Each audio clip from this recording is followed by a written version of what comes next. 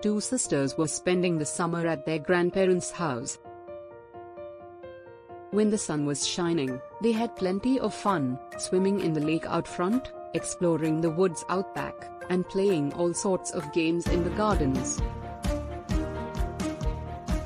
However, one week, toward the end of their stay, it did nothing but rain. The girls had played board games, read books, made things with their craft supplies, and now they were bored. The grandparents' house was large, and the girls thought it would be an excellent place for a game of hide and seek. The younger sister wanted to hide first. She ran off to find a hiding place while her sister covered her eyes and began to count to 50.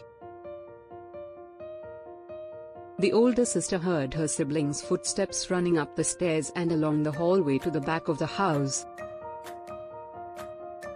After reaching 50, she opened her eyes and went in search of her sister.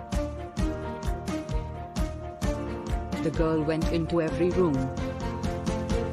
She looked under the beds and in the closets,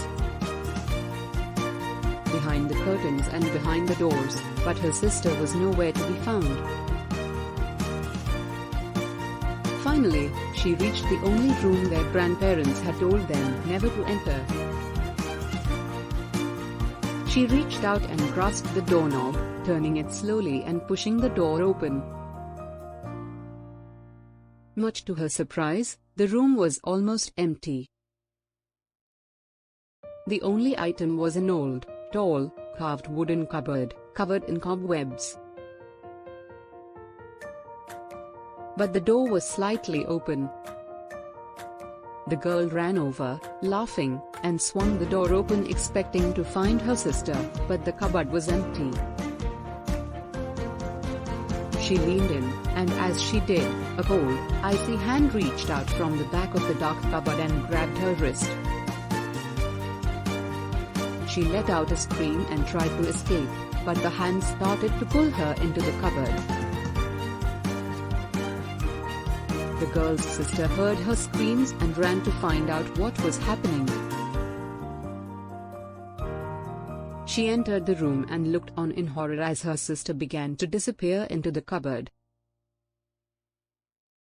Luckily, the little sister was quick thinking. She ran toward the cupboard and grabbed her sister's legs.